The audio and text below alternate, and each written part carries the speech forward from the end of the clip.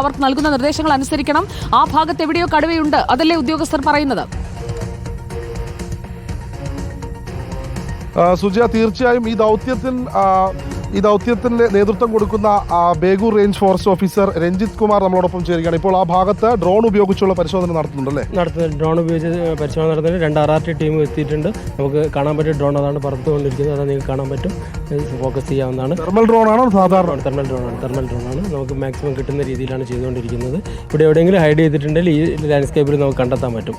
ശ്രമിച്ചുകൊണ്ടിരിക്കുന്നുണ്ട്. ഇപ്പോൾ ഇന്നലെ മുതൽ ഈ ക്യാമറ സ്ഥാപിച്ചു, ഇന്ന് ക്യാമറയിലെ ദൃശ്യങ്ങൾ പരിശോധിച്ചു. അതനുസരിച്ച് കേരള വനംവകുപ്പിന്റെ ഡാറ്റാബേസിലുള്ള കടുവയാണോ അങ്ങനെ എന്തെങ്കിലും? അത് അനാലിസിസ് കഴിഞ്ഞിട്ടില്ല. അനാലിസിസ് കഴിഞ്ഞാലേ പൂർണ്ണമായിട്ട് പറയാൻ പറ്റുള്ളൂ. ഇന്ന് രാവിലെ DFO അത്തരത്തിലൊരു സൂചന തന്നിരുന്നതാണ്. കേരള പരിശോധിച്ചോ? രാധയെ കൊണ്ടുപോയതിന്റെ ഭാഗത്തെ കടുവയുടെ ഫുട് പ്രിന്റ്സ് ഉണ്ടായിരുന്നല്ലോ, അത് ഡാറ്റാബേസുമായി മാച്ച് ആവുന്നുണ്ടോ? അതുകൂടി അദ്ദേഹത്തോട് ചോദിക്കാം. നടന്നുകൊണ്ടിരിക്കുന്നു. സുജ, നിലവിൽ കടുവയുടെ പക്മാർക്ക് ഇവർ പരിശോധിച്ചിട്ടുണ്ട്. പക്ഷേ ആ പക്മാർക്കിൽ നിന്ന് കടുവയുടെ മെയിലാണോ അല്ലെങ്കിൽ ഫീമെയിൽ ആണോ എന്നേ അറിയാൻ കഴിയുകയുള്ളൂ എന്ന് നേരത്തെ നമ്മളോട് റേഞ്ച് ഓഫീസർ പറഞ്ഞതാണ്. പക്ഷേ ഇന്നലെ ഈ കൂട് സ്ഥാപിച്ച സ്ഥലത്തിന് സമീപത്ത് കടുവയുടെ സാന്നിധ്യം വനംവകുപ്പ് സ്ഥിരീകരിച്ചിട്ടുണ്ട്. ആ മേഖലയിലൊക്കെയാണ് ക്യാമറകൾ സ്ഥാപിച്ചത്. അവിടെ കടുവയുടെ ദൃശ്യങ്ങൾ ഈ ക്യാമറയിൽ കൃത്യമായി ഇവർക്ക് ലഭിച്ചിട്ടുണ്ട്. അതാണ് അദ്ദേഹം പരിശോധിച്ചു കൊണ്ടിരിക്കുന്നതെന്നാണ് പറയുന്നത്. ഇപ്പോൾ നമുക്ക് ദൃശ്യങ്ങളിൽ കാണാമെന്ന് കരുതുന്നു. മുകളിൽ ആ ഭാഗത്തായി ഡ്രോൺ ഇപ്പോൾ തെർമൽ സ്കാനർ ഡ്രോൺ ഉപയോഗിച്ച് പരിശോധന നടത്തുന്നുണ്ട്. ഈ ശാരീരിക ഊഷ്മാവ് പരിശോധിച്ചാണ് ഡ്രോൺ ഉപയോഗിച്ചുള്ള നിരീക്ഷണം. കടുവയെ തിരയുന്ന ഡ്രോണിന്റെ ദൃശ്യങ്ങൾ ഇപ്പോൾ നമുക്ക് കാണാം. നേരത്തെ കടുവ പോയത് നൌഫലിന്റെ വീടിന്റെ പിന്നിലൂടെയാണ്.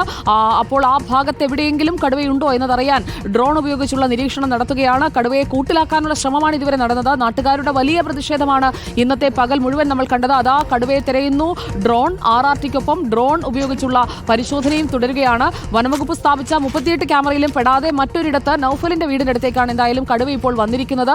ഈ ഡ്രോണിൽ കടുവയെ കൃത്യമായി തിരിച്ചറിഞ്ഞാൽ അടുത്ത നടപടി എന്താണ് ദീപക്? സുജിയ, നിലവിൽ നമുക്ക് ഈ ദൃശ്യങ്ങളിൽ കാണാം. തെർമൽ സ്കാനർ ഡ്രോൺ ഉപയോഗിച്ചുള്ള പരിശോധന നടക്കുന്നു. നേരത്തെ പുൽപ്പള്ളി അമരക്കുനിയിലേക്ക് കടുവ ഇറങ്ങിയ സമയത്ത് വനംവകുപ്പ് തെർമൽ സ്കാനർ ഡ്രോൺ ഉപയോഗിച്ചാണ് കടുവയെ കൃത്യമായി ലൊക്കേറ്റ് ചെയ്ത് അന്ന് കൂട്ടിലായതുമൊക്കെ.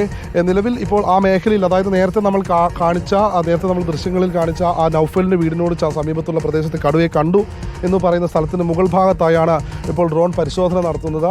ഈ കടുവയുടെ സാന്നിധ്യം ആ മേഖലയിൽ ഡ്രോണിലൂടെ തിരിച്ചറിയുകയാണെങ്കിൽ ആ ഡ്രോൺ ആ ഭാഗത്ത് തന്നെ ലൊക്കേറ്റ് ചെയ്ത് നിർത്തി കടുവയുടെ മൂവ്മെന്റ്സ് ഏത് ഭാഗത്തേക്കാണോ അത് കൃത്യമായി വനംവകുപ്പ് ജീവനക്കാരെ വിവരമറിയിച്ച് ഡ്രോണിലെ ഉപയോഗിച്ചുള്ള നിരീക്ഷണം തുടരുകയാണ്. ജനവാസ മേഖലയിൽ കടുവ ഇറങ്ങിയിട്ടുണ്ട്. പഞ്ചാരക്കൊല്ലിയിൽ കടുവയെ വീണ്ടും കണ്ടിരിക്കുന്നു. അവിടെ തെരച്ചിൽ, അവിടെ ആ ഭാഗത്തു നിന്നുള്ള ആളുകളെയൊക്കെ ഒഴിപ്പിച്ചിട്ടുണ്ട്. നാട്ടുകാർ ദയവ് ചെയ്ത് സ്വയം തിരയാൻ പോകരുത്. നരഭോജി കടുവയാണ്. ആക്രമണം ഉണ്ടാകാനുള്ള സാധ്യത വളരെ കൂടുതലാണ്. അതുകൊണ്ട് ശ്രദ്ധിക്കുക.